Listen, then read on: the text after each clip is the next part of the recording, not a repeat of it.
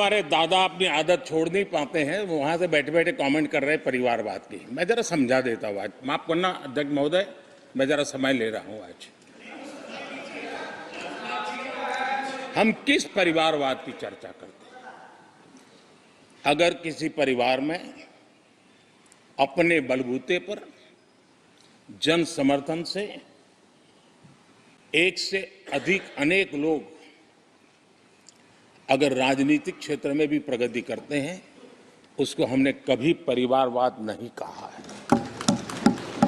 हम परिवारवाद की चर्चा वो करते हैं जो पार्टी परिवार चलाता है, जो पार्टी परिवार के लोगों को प्राथमिकता देती है, जो पार्टी के सारे निर्णय परिवार के लोग ही करते हैं, वो परिवारवाद है। न राजनाथ जी की कोई पॉलिटिकल पार्टी है, न अमित शाह की कोई पॉलिटिकल पार्टी है। और इसलिए जहां एक परिवार को पार्टियां लिखी जाती हैं, वो लोकतंत्र में उचित नहीं है। लोकतंत्र में पार्टी अनेक एक परिवार के 10 लोग राजनीति में आए, कुछ बुरा नहीं है। हम तो चाहते हैं नौजवान लोग आए।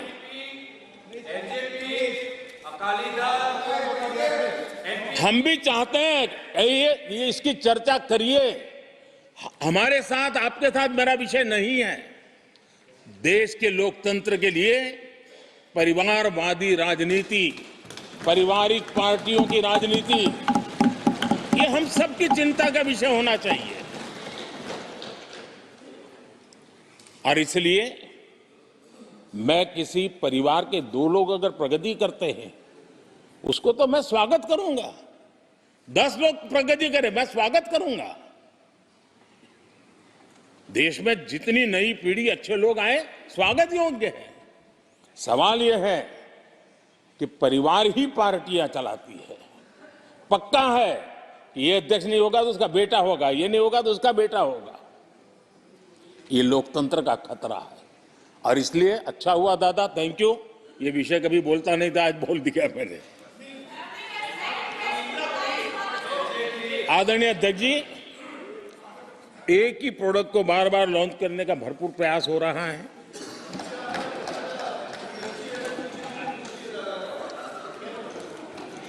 आदरणीय अध्यक्ष जी, कांग्रेस एक परिवार में उलझ गई है। देश के करोड़ों परिवार की आकांक्षाएं और उपलब्धियां वो देख पा ही नहीं रहे, देख सकते नहीं। अपने परिवार के बाहर देखने की तैयारी नहीं है। और कांग्रेस में एक कैंसिल कल्चर डेवलप हुआ है। कुछ भी है कैंसिल, कुछ भी है कैंसिल। ये एक ऐसे कैंसिल कल्चर में कांग्रेस फंस गई है। अगर हम कहते हैं मेक इन इंडिया, तो कांग्रेस कहती है कैंसिल। हम कहते हैं आत्मनिर्भर भारत, कांग्रेस कहती है कैंसिल। हम कहते हैं वोकल फॉर लोकल, कांग्रेस कहती है कैंसिल। हम कहते हैं वंदे भारत ट्रेन, कांग्रेस कहती है कैंसिल। हम कहते हैं संसद की नई इमारत, कांग्रेस कहती है कैंसिल। यानी मैं हैरान हूं, ये कोई मोदी की उपलब्धियां नहीं है, देश की उपलब्धियां है।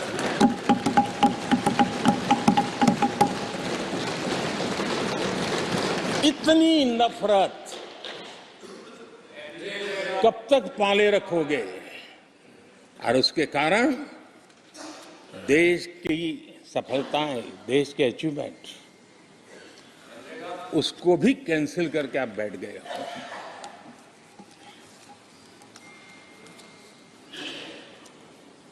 आदरणीय अध्यक्ष जी, राष्ट्रपति जी ने विकसित भारत के रोड मैप पर चर्चा करते हुए आर्थिक पहलुओं पर विस्तार से चर्चा की। अर्थव्यवस्था के मूलभूत जो आधार है, उसके की बारीकी से चर्चा की। और भारत की मजबूत अर्थव्यवस्था को आज पूरी दुनिया सराह रही है, पूरी दुनिया उससे प्रभावित है।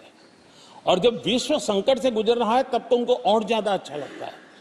G20 समिट के अंदर सारे देश ने देखा है कि पूरा विश्व भारत के लिए क्या सोचता है, क्या कहता है, क्या आशा करता है।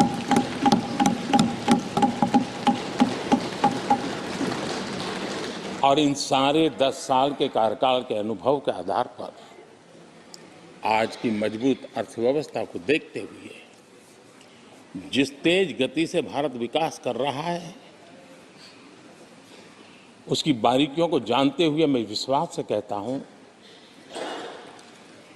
और इसीलिए मैंने कहा है कि हमारे तीसरे टर्म में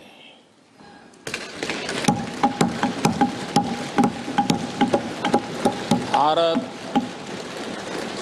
दुनिया की तीसरी बड़ी आर्थिक ताकत बनेगा।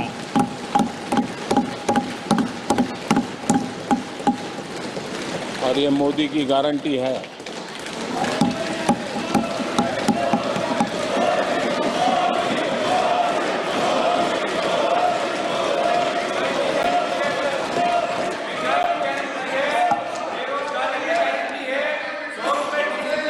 माननीय अध्यक्ष जी, इनको पहले मौका नहीं दिया था क्या?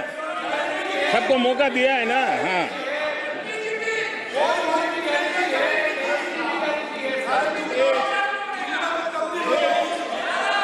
आदरणीय अध्यक्ष जी,